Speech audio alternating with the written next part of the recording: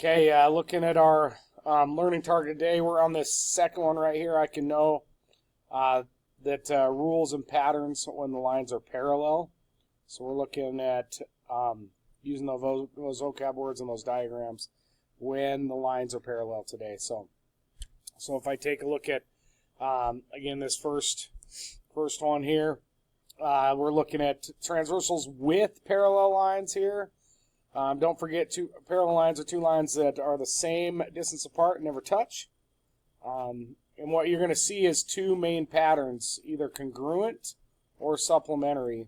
So congruent angles are going to be those two or more angles that are the same measurement, meaning they're going to be the same degree measurement wherever they are. And then supplementary is going to be those two angles that add up to 180 degrees. Don't forget that part, okay? And so we're going to look at our diagrams, identify our angles, and then we're going to talk about when the lines are parallel. Again, I emphasize when the lines are parallel. See how this says given the pair of lines are parallel? We're going to tell you where we're going to talk about whether they're congruent or supplementary. So these are just rules or definitions that happen when the lines are parallel, okay? So if I look at, I've got my alternating interior angles, alternate exterior angles, and I've got my consecutive interior. And then if we scroll down here, we've got a couple others here.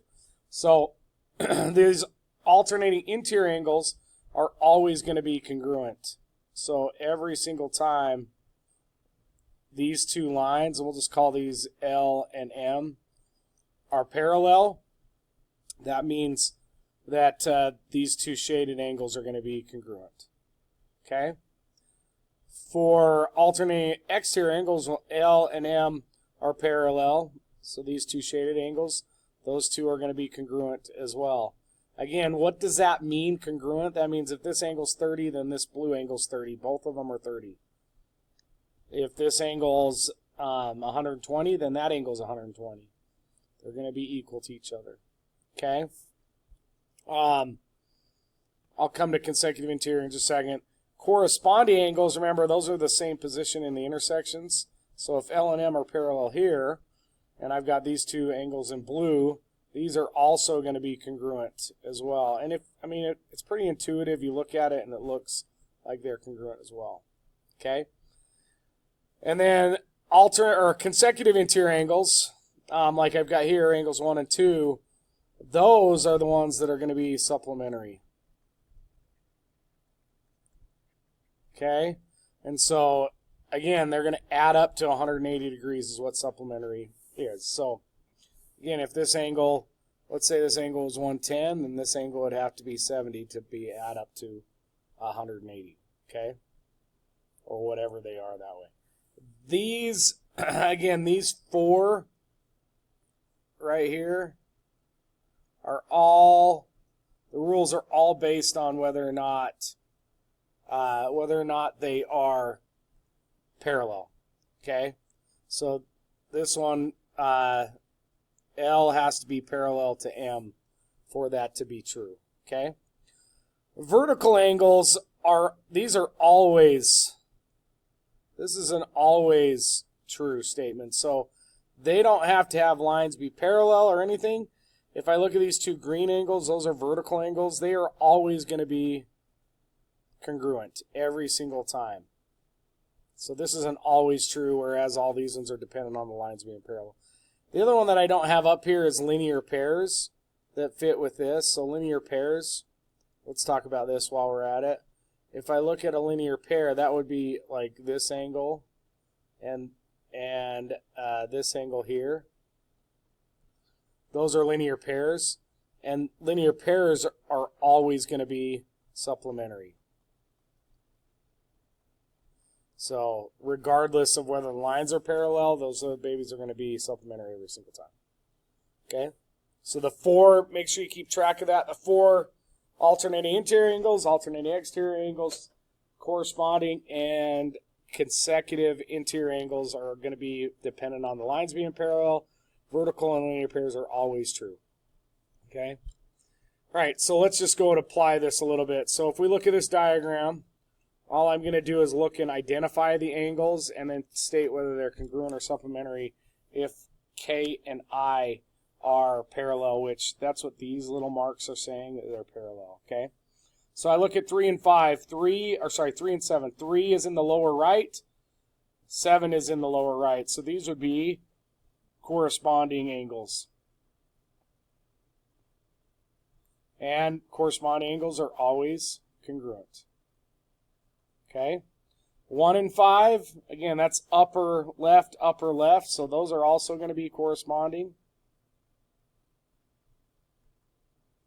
And again, they are going to be congruent. Okay? 2 and 6, upper right, so those again are corresponding. And they are going to be, again, congruent. Okay? Right? If I look at 2 and 4, those are vertical angles because they're right across from each other. So these are vertical. And vertical angles are congruent every single time as well. Okay, number 5, if I look at 1 and 3, those are across from each other. So they are also vertical. And they're going to be congruent. You should be able to kind of look and identify like this. 3 and 5. Lower right, upper left, so definitely not corresponding, but they're interior angles and they go across the transversal. So these are going to be alternating interior angles. And remember, alternating interior angles, they are congruent as well. Okay? 4 and 6, lower left, upper right, so not corresponding, but they're both inside and they alternate across that, so that's alternating interior as well. And that's going to put them as congruent. And then if I have 4 and 8, that's lower left, so those are corresponding as well, okay? And they're going to be congruent. Okay? And you should be able to identify and see the rule, just what you have, just like what you have up here. And you're just looking at them and identifying is really all you're doing with this. Okay, if I look at this next one, how do we relate this to parallelograms, guys? So parallelograms, think about this. If these lines, if this line was to extend both directions and this direction, well, guys, I just have parallel lines, because that's what a parallelogram is, that has a transversal through it. Okay, so this angle and this angle are they're inside and they're on the same side. So those two angles would be consecutive interior angles.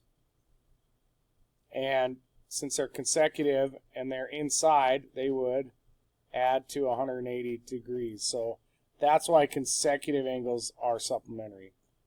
So from here to here, those are going to be supplementary. Okay? So if you apply that same practice down here below, again, if I have this in here, that would be that this angle and this angle would also add to 180. Well, that's important because if this angle D down here adds to A and gives you 180, and D adds to C and gives you 180. So again, let me do this. D plus A equals 180, and D plus C equals 180. Well, if I take away the D's, that means what about A and C? A has to be equal to C. So angles that are across from each other or opposite of each other are going to be congruent. So this opposite angles, they're going to be congruent from each other. So A and C are going to be equal. D and B are going to be equal.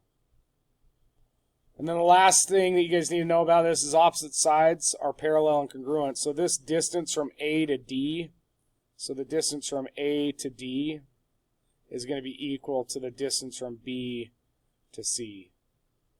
And then same thing, A to B is going to be equal to D to C as well. So you're going to have, if this is 5 inches, that's going to be 5 inches. If this is 10 feet, this is 10 feet. Okay?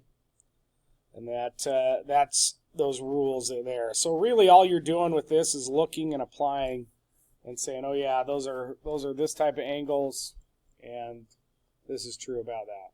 Okay? All right. We'll see you later.